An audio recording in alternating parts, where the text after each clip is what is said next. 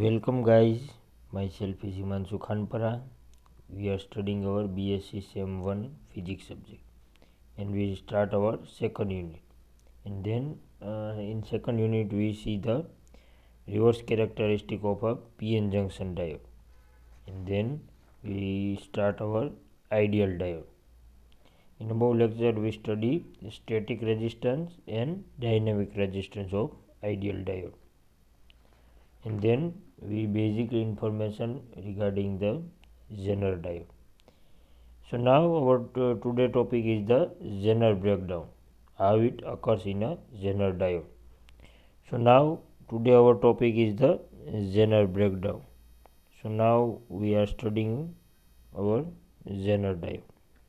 So first of all, if the PN junction diode in which both PN and region are heavily doped and width of the depletion region is very small, of the order of 5 into 10 raised to minus 8 metre.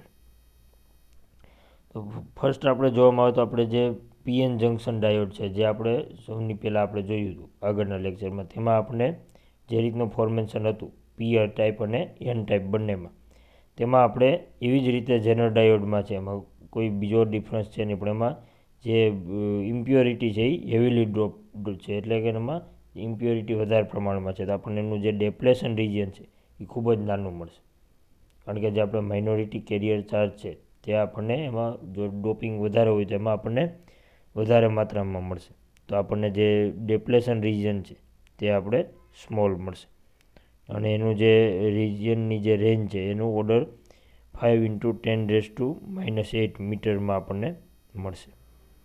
So when reverse voltage across the PN junction is increased, the reverse current increases very rapidly at a certain reverse voltage. Below 6 voltage and the junction is inversely breakdown. એટલે કે જે આપણને reverse કન્ડિશનમાં આપણને જોવા મળે, તો આપણે જેનર ડાયોડનો મોસ્ટ ઓફ ઉપયોગ છે એ રિવર્સ બાયસમાં આપણે કરીએ છીએ.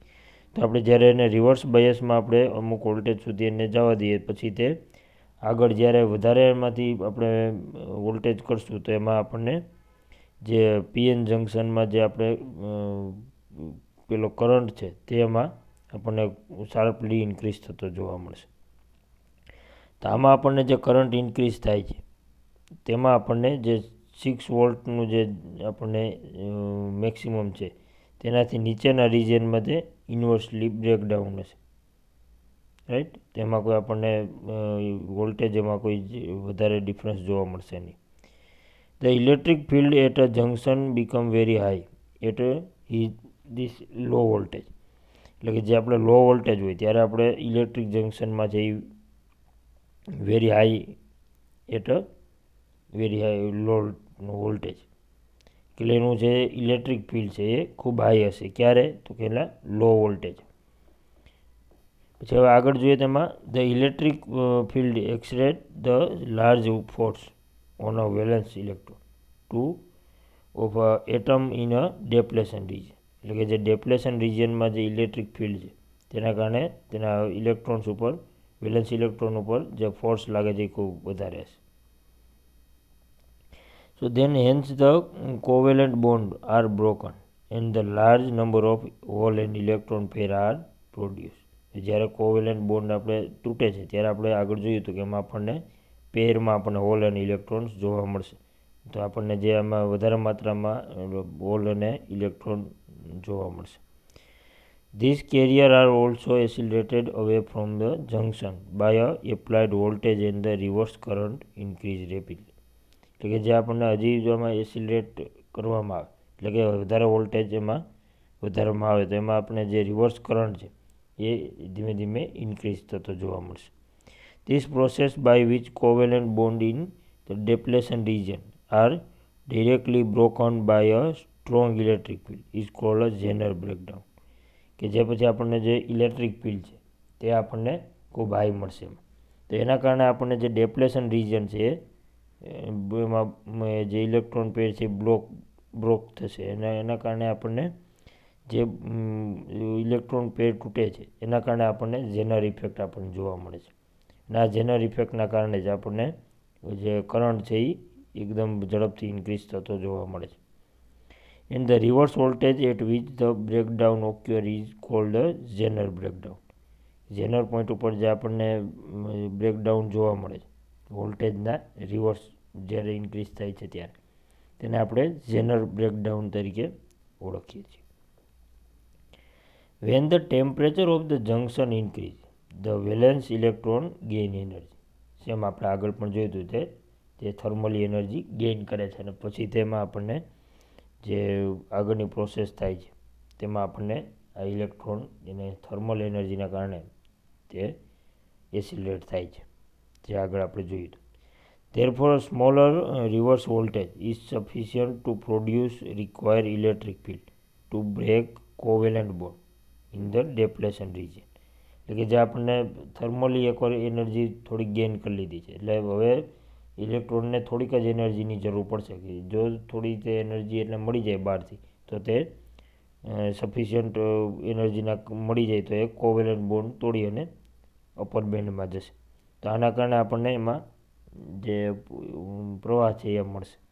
તો હવે એનું કારણ છે કે જે આપણને થોડીક એનર્જી બહારથી જોઈએ છે, તે આપણને ક્યાંથી મળશે? જ્યારે આપણે બહારથી એને પાવર સપ્લાય આપશું ત્યારે, કે જે બાકીની વધેલી એનર્જી છે એ તે બેટરીમાંથી મેળવશે અને તે પછી એસિલરેટ થશે.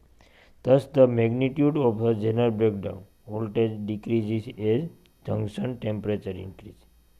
જેમ જેમ ટેમ્પરેચર વધે તેમાં આપણને વોલ્ટેજની જરૂરિયાત ઓછી પડશે. કારણ કે તે જે બાકીની એનર્જી છે એ થર્મલી એનર્જીને તે એબ્સોર્બ કરશે, થર્મલ એનર્જીને, અને પછી તે જે જંક્શન છે એને જે થર્મલ એનર્જીને જે એબ્સોર્બ કરી છે, તો એ જે ઇલેક્ટ્રોનમાં હવે થોડીક જ એનર્જીની જરૂર પડશે જે એના માટે સફિશિયન્ટ છે તે પાસ થવા માટે. તો એ વેલેન્સ બેન્ડમાંથી કન્ડક્શન બેન્ડમાં ઇલેક્ટ્રોન જશે અને પછી તે આપણને પ્રવાહ છે એ ઇલેક્ટ્રોનનો મળે છે. તો આ રીતે જ્યારે આપણે બ્રેકડાઉન રિજિયનમાં હોય ઝેનર ડાયોડ, ત્યારે એમાં વોલ્ટેજ ડિક્રીઝ થાય છે જ્યારે એમાં ટેમ્પરેચરની આપણે ઇન્ક્રીઝ થાય છે. રાઈટ. આ રીતે આપણને ઝેનર ડાયોડની એની પ્રોપર્ટીઝ છે અને એના ડિફરન્ટ ટાઈપ પણ એમાં આવે છે. એના મટીરિયલના આધારે થોડો એમાં ડિફરન્સ રહે છે. બધામાં સેમ આપણે રીડિંગ મળશે નહીં, પણ જ્યારે આપણે પ્રેક્ટિકલ કરશું ત્યારે એમાં માઇનોર ડિફરન્સ મળશે. પણ આ ઝેનર ડાયોડ પણ એક સેન્સિટિવ છે. જ્યારે આપણે પ્રેક્ટિકલ કરશું ત્યારે ખબર પડશે. તેમાં આપણે જે કેલ્ક્યુલેશન છે એ ખૂબ કાળજીપૂર્વક લેવી પડે છે. હવે ઝેનર ડાયોડની કેરેક્ટરિસ્ટિક કઈ ટાઈપની છે? આપણે બધાની કેરેક્ટરિસ્ટિક સ્ટડી કર્યું છે, ફોરવર્ડની, રિવર્સની, પછી આઈડિયલની, અને હવે આપણે ઝેનર ડાયોડની આપણે કેરેક્ટરિસ્ટિક સ્ટડી કરવાનું છે. તો સિમ્પલ આપણે જે રીતના આપણે પ્રેક્ટિકલમાં આપણે રીડિંગ મળે છે તે જ આપણી કેરેક્ટરિસ્ટિક તરીકે લેવાનું છે. તો ફિગર શોઝ ધ ટિપિકલ જે કરંટ વોલ્ટેજ કેરેક્ટરિસ્ટિક છે એ આપણને આમાં પણ ઝેનર ડાયોડમાં પણ જોવા મળે છે. જે આપણે ડાયોડની પીએન જંક્શન ડાયોડની હતી એવી જ, જે ફોરવર્ડમાં આપણને અપર સાઈડમાં મળશે ફર્સ્ટ હાફમાં સાયકલમાં, ને રિવર્સવાળી છે એ થર્ડ સાયકલમાં મળશે. તો આપણને આ છે આપણે ઝેનર ડાયોડની કેરેક્ટરિસ્ટિક, જેમાં પણ આપણને આઈ મેક્સ અને વી મેક્સ મળશે. જેમાં અહીંયા આપણને વીઆર કીધું છે અને આઈને જે માપ આપ્યું છે તે છે આઈઝેડ, મિલી એમ્પિયરમાં આપણને એનું માપ મળશે રિવર્સમાં. તો સેમ આપણે આગળ જે ફિગર જોઈ હતી એ જ ટાઈપની આમાં ફિગર છે, એમાં કોઈ ડિફરન્સ છે નહીં લાંબો. The following point to be noted for the characteristic of a Zener diode. એટલે કે આના ફ્યુ પોઈન્ટ છે જે આપણે એમાંથી આગળ તારવી શકાય છે. તો Zener diode act similar to ordinary PN junction diode under forward bias condition. આ ખાસિયત રાખવાનું છે. ઝેનર ડાયોડ છે એ જ્યારે વર્તે છે પીએન જંક્શન ડાયોડ તરીકે જ વર્તે છે, પણ શેમાં વર્તે છે? તો કે એ ફોરવર્ડ બાયસમાં વર્તશે. રિવર્સ બાયસમાં એના પ્રોપર્ટીઝ થોડી અલગ છે. જોઈએ છે આગળ કઈ રીતની છે, પણ એમાં થોડી પ્રોપર્ટીઝ એની અલગ આવે છે. સેમ આપણે ફોરવર્ડ બાયસમાં આપણને જોવા મળશે. A small reverse saturation current flow through it under reverse bias condition. તે આપણને જે રિવર્સ બાયસ કન્ડિશનમાં છે એમાં થોડોક આપણને જે સેચ્યુરેશન કરંટ છે તે ફ્લો થતો જોવા મળે છે. until the reverse voltage reach to the turnover voltage. Beyond the turnover voltage, the reverse current increases rapidly. આપણને જે નીચેની તરફ જે આપણે કરંટ મેક્સિમમ વોલ્ટેજ સુધી આપણે જે સ્થિર રહે છે તેને આપણે ત્યાં સુધી એને ટર્નઓવર વોલ્ટેજ કહીએ છીએ, કે જ્યાંથી તે કરંટ વધવાનું સ્ટાર્ટ થાય છે ત્યાં પોઈન્ટ સુધીને આપણે ટર્નઓવર પોઈન્ટ આપણે એમાં કીધું છે. આ ખાસ યાદ રાખવાના છે નામ. પહેલામાં થ્રેશોલ્ડ વોલ્ટેજ આવે છે, આમાં ટર્નઓવર આવે છે. The reverse voltage corresponding to a point B just beyond the curvature of the characteristic is called the breakdown voltage. કે જે આપણને નીચેની તરફ જે આપણને ગ્રાફ મળે છે તેમાં આપણને પી અને બી બે પોઈન્ટ આપણને આપેલા છે. તો બી પોઈન્ટ જે છે તેનાથી આગળ જ્યારે કર્વેચર આગળ વધે છે ત્યાંથી આપણને બ્રેકડાઉન વોલ્ટેજ આપણે એને કહીએ છીએ. તો બીને આપણે બ્રેકડાઉન વોલ્ટેજ તરીકે લેશું, જે આપણને ફિગરમાં આપેલો તો એ જ છે. The reverse current flowing under reverse bias condition after the breakdown voltage VZK is the called breakdown current. જે આપણને કરંટ એમાં મળે છે તેને આપણે VZK કીધું છે. તેમાં એટલો આપણને વોલ્ટેજ મળે છે, ત્યાં આપણને તે જેટલો વોલ્ટેજ VZK જેટલો વોલ્ટેજ મળશે અને કરંટમાં આપણે એમાં ફિગરમાં જોઈએ તો IZK સુધી આપણને કરંટ મળશે. રાઈટ. તો આને આપણે બ્રેકડાઉન કરંટ તરીકે પણ લઈએ છીએ. This is quoted by a manufacturer as minimum value of current to avoid the curvature. એટલે કે જે આપણે કર્વેચર છે એ એટલું બધું ડિફરન્સ ના આવી તો ડાયરેક્ટ આપણને એમાં લેવામાં આવે છે. જો મેન્યુફેક્ચરર જે કેલ્ક્યુલેટ કરે છે તેની વાત છે. આપણા પ્રેક્ટિકલમાં એવું છે નહીં, આપણને જે રીતે મળશે એટલું જ લેવાનું છે, પણ જે મેન્યુફેક્ચરિંગમાં છે એમાં તે રાઉન્ડ ફિગર કરે છે. The ratio of the small change in the general voltage V to corresponding small change in general current I is called the static general resistance or impedance. એટલે કે જે આપણને ડિફરન્સ છે વી અને આઈ વચ્ચેનો તેને આપણે સ્ટેટિક જનરલ રેઝિસ્ટન્સ કહીએ છીએ. સિમ્પલ જે આપણો સ્ટેટિક રેઝિસ્ટન્સ હતો એ જ છે, એમાં ડિફરન્સ છે નહીં. It is noted by a RZ or a ZZ and is given by આપણને એનું ઇક્વેશન છે RZ equals to delta VZ upon delta IZ, એટલે V અપોન I સિમ્પલી, કોઈ બીજો ડિફરન્સ એમાં છે નહીં. એટલે આપણે delta V upon delta I આપણે યાદ રાખવાનું છે, જેનાથી આપણે રેઝિસ્ટન્સ એમાં મળશે.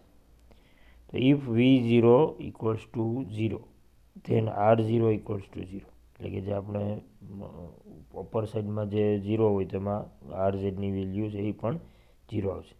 But practically RZ may vary from low value to large value depending upon the particular general diode. જે આપણે એનો રેઝિસ્ટન્સ છે તે થોડાથી લઈ અને ખૂબ હાઈ સુધી આપણે એનો રેઝિસ્ટન્સ આમાં જેનરલ ડાયોડમાં મેળવી શકીએ. આ પણ એની એક પ્રોપર્ટી છે જેમાં આપણે એનો ઉપયોગ સારી રીતે આપણે ડિવાઇસમાં કરી શકીએ છીએ. તો આપણે આમાં જો વોલ્ટેજ આપણને 0 હોય તો એમાં કોઈ આપણે રેઝિસ્ટન્સ મળશે નહીં, પણ આપણને જો વોલ્ટેજ કંઈક મળશે તો એમાં રેઝિસ્ટન્સ હશે. રાઈટ.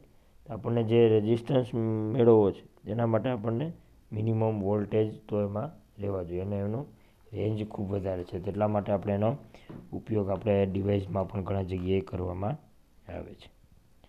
તો આ વાત હતી આપણા યુનિટ સેકન્ડની, જેમાં આપણે સેમિકન્ડક્ટર મટીરિયલ એની પ્રોપર્ટીઝ વિશે જોયું. આ પ્રોપર્ટીઝમાં આપણે પીએન ડાયોડ, પછી પીએન જંકશનનું ફોર્મેશન કઈ રીતે થાય, પછી તેમાં કઈ રીતે ફોરવર્ડ બાયસ થાય છે, કઈ રીતે રિવર્સ બાયસ થાય, પછી એના characteristic, forward characteristic, reverse characteristic, પછી તેમના ડાયોડ, પીએન જંકશન ડાયોડ, પછી આઈડિયલ ડાયોડ, અને પછી એના જે રેઝિસ્ટન્સ મળે છે તે કઈ રીતે આપણે મેળવી શકીએ છીએ, જેમ કે સ્ટેટિક રેઝિસ્ટન્સ અને ડાયનેમિક રેઝિસ્ટન્સ. તો આ રીતે આપણે આ યુનિટમાં જે સેમિકન્ડક્ટર મટીરિયલ છે તેનો આપણે ઉપયોગ કરી અને કઈ રીતે ડિવાઇસ ફોર્મેશન કરવામાં આવે છે અથવા ડિવાઇસની ડિઝાઇન બનાવવામાં આવે છે તેના આના ઉપરથી આપણે સ્ટડી ઉપરથી કહી શકીએ કે આપણે જે મટીરિયલ બનાવવાનું છે અથવા તેની જરૂરિયાત છે તો તેવું મટીરિયલ આમાં કયું મટીરિયલ કેટલું ડોપિંગ કરવું પડશે તે આમાં આગળ સેમિકન્ડક્ટિંગ મટીરિયલમાં જે ડીપમાં સ્ટડી કરી તો એમાં આવે છે, રાઈટ. તો આ વસ્તુ હતી સેમિકન્ડક્ટર ફિઝિક્સ, જેમાં આપણે આ સેમિકન્ડક્ટિંગ મટીરિયલ અને એની પ્રોપર્ટીઝ વિશેનો સ્ટડી આવે છે. તો હવે આપણે આગળ આમાં આવશે કંઈક એક્ઝામ્પલ આપેલા છે આપણને, જેમાં 2-3 એક્ઝામ્પલ છે જે આપણે પહેલાં જોઈ લઈએ. તો આ એક્ઝામ્પલમાં આપણને સિમ્પલી છે, એમાં કોઈ હાર્ડ એમાં કેલ્ક્યુલેશન નથી, એકદમ સિમ્પલ એક્ઝામ્પલ આપેલા છે જે આપણે એક્ઝામમાં પણ આ રીતે પૂછાય તો એમાં કોઈ મોટી કેલ્ક્યુલેશન છે નહીં, એકદમ સિમ્પલ બધાને આવડી જાય એવા આમાં એક્ઝામ્પલ આવેલા. તો એ પણ diode in forward bias at 0.8 volt, the current flowing through it is 20 milliampere. Find out the static resistance, એટલે કે આપણને 0.8 વોલ્ટેજ આપેલા છે અને 20 મિલીએમ્પિયર કરંટ આપેલો છે. એના ઉપરથી આપણે સ્ટેટિક રેઝિસ્ટન્સ શોધવાનો છે. તો આના ઉપરથી આપણને સ્ટેટિક જે રેઝિસ્ટન્સનું ઇક્વેશન છે તેમાં આપણે આની વેલ્યુ મૂકીએ તો આપણને મળી જાય. પછી if at the same DC voltage level and AC signal of 0.2 volt is superimposed resulting in current variation of 4 milliampere. Find its dynamic resistance. એટલે કે આપણને આમાં બે રેઝિસ્ટન્સ શોધવાના છે, એક તો સ્ટેટિક રેઝિસ્ટન્સ શોધવાનું છે અને ડાયનેમિક રેઝિસ્ટન્સ શોધવાનું છે, અને આ બંનેની માટે વેલ્યુ પણ અલગ અલગ છે. તો આપણે એના દાખલા ગણવા પડશે. તો આના બે ન્યુમેરિકલ આવશે, જેમાં આપણે ફર્સ્ટમાં આપણે સ્ટેટિક રેઝિસ્ટન્સ મેળવવાનું છે અને સેકન્ડમાં ડાયનેમિક રેઝિસ્ટન્સ મેળવવાનું છે. તો પહેલાં આપણે ફર્સ્ટ જોઈ લઈએ કે એમાં સ્ટેટિક રેઝિસ્ટન્સ કઈ રીતે મળશે. તો આ સ્ટેટિક રેઝિસ્ટન્સ મેળવવા માટે આપણે આગળ આવી ગયું ઇક્વેશન RF બરાબર V/I, રાઈટ. તો એમાં V આપણે કેટલું છે 0.8 વોલ્ટ, રાઈટ. અને પછી છે આપણે કરંટ કેટલો આવશે 20 મિલીએમ્પિયર. તો આપણને જે આનું કેલ્ક્યુલેશન કરશું તો આપણો 40 ઓહ્મ જેટલું આપણને આનું રેઝિસ્ટન્સ મળશે, રાઈટ. તો આ રીતે આપણે આનું સ્ટેટિક રેઝિસ્ટન્સ મેળવી શકીએ. સિમ્પલ ઇક્વેશનમાં વેલ્યુઝ મૂકવાની છે, બીજું કોઈ એમાં લાંબી કેલ્ક્યુલેશન નથી. અને પછી આવશે ડાયનેમિક રેઝિસ્ટન્સ. તો ડાયનેમિકમાં બંનેનો ડિફરન્સ આવશે ΔV/ΔI. તો આપણે આમાં જે ડિફરન્સ આવે છે તે પણ એમાં આપણે આપી દીધો છે. એમ બંને લેવલનો ડિફરન્સ કેટલો છે તો કે 0.2, અને જે આપણને કરંટ મળે છે એ કેટલો છે તો કે 4 મિલીએમ્પિયર. તો આપણે મિલીએમ્પિયરને આમાં 10⁻³ કન્વર્ટ કર્યા છે, તો આપણને એમાં કેટલું મળશે 50 ઓહ્મ જેટલો આપણને એમાં રેઝિસ્ટન્સ મળશે. આ રીતે આપણે કોઈપણ ડાયનેમિક અને સ્ટેટિક કોઈપણ રેઝિસ્ટન્સ આપણે મેળવી શકીએ. તો એના માટે આપણે શું જોઈએ તો વોલ્ટેજ આપેલો હોવું જોઈએ અને એક કરંટ આપેલો હોવું જોઈએ. તો આ બે વસ્તુ આપેલી હોય તો આપણે એના ઉપરથી રેઝિસ્ટન્સ મેળવી શકાય છે. Okay. So now our second example is the a Zener diode has breakdown voltage of 10 volt and the maximum power ration of 800 milliwatt, right. તો find the maximum reverse current the diode can handle. એટલે કે આપણને જે diode આપેલો છે તેમાં આપણને એનો વોલ્ટેજ આપેલો છે 10 વોલ્ટ એન્ડ ધ પાવર આપ્યો છે એ આપણને એનું આપ્યું છે 800 મિલીવોટ. તો આપણને બે વસ્તુ આપેલી છે, એક તો એનો વોલ્ટેજ આપેલો છે અને એનો પાવર આપેલો છે. તો હવે આપણે એમાં ફાઇન્ડ શું કરવું છે, find the maximum reverse current the diode can handle. એટલે કે આપણને જે મેક્સિમમ કરંટ છે એ કેટલો હેન્ડલ કરી શકે. તો આપણે કરંટ આપણે શોધવાનો છે. આપણને પાવર આપી દીધો છે તો આપણને કરંટ મળી જાય P = I × V, રાઈટ. તો આ જ ઇક્વેશનનો ઉપયોગ કરી અને આપણે કરંટ મેળવવાનો છે. તો આપણે કરંટને આગળ લેશું તો IZ = P/VZ, એટલે કે જે 800 × 10⁻³ / 10 વોલ્ટ.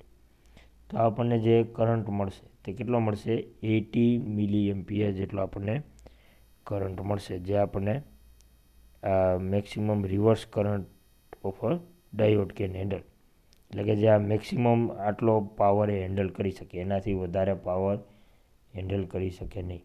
તે 80 મિલી એમ્પિયર કરતાં જો પાવર એમાં વધી જાય તો તે બર્ન થવાની શક્યતા વધી જાય.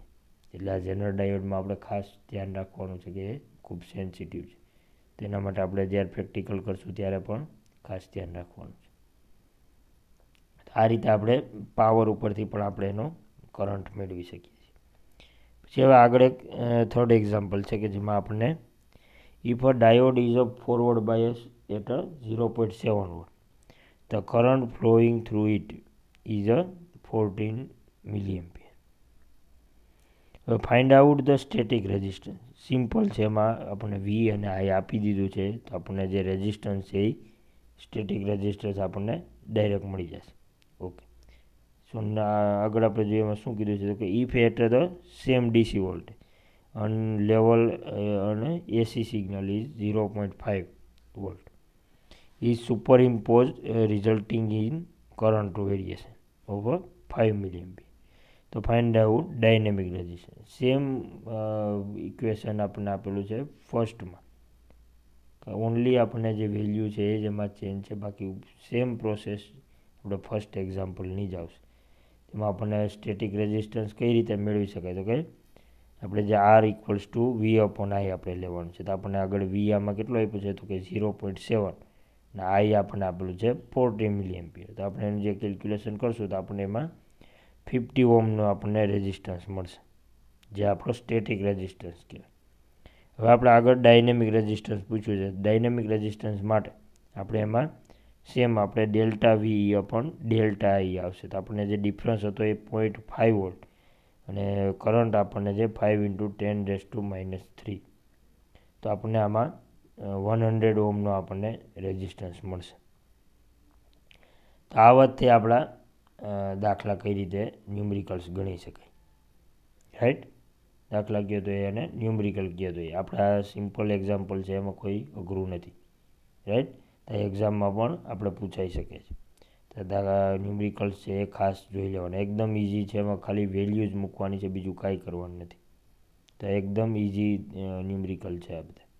ને બીજા પણ પૂછાય તો પણ એમાં ડાયરેક્ટ આપણે ઇક્વેશન મૂકી અને સીધી આપણને વેલ્યુ મળી જાય એ રીતના જ આપણને આમાં એક્ઝામ્પલ બધા આપે છે. કોઈ પણ રીતે આમાં ચેન્જ કરી શકાય છે, એમાં ન્યુમેરિકલમાં કોઈ એમાં લિમિટેશન નથી. એમાં કોઈ રકમ ચેન્જ કરી શકે છે, કોઈ મેથડ થોડી જ હજી ચેન્જ કરી શકે.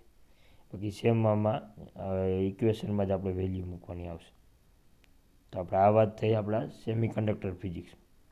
તો અહીંયા આપણે આ યુનિટ પૂરું થાય છે, જેમાં આપણે સેમિકન્ડક્ટર મટીરિયલનો આપણે એમાં પ્રોપર્ટીઝ અને એનું કઈ રીતના આપણને એડવાન્ટેજ એના મળે છે, ક્યાં ક્યાં એના ડિસએડવાન્ટેજ છે, એ બધા આપણે જોઈએ. તો આ રીતે આપણે આમાં આ યુનિટનું આપણે અહીંયા પૂરું થઈ જાય. આગળ આપણે નેક્સ્ટ લેક્ચરમાં અધર યુનિટ સ્ટાર્ટ કરવાનું છે. ઓકે,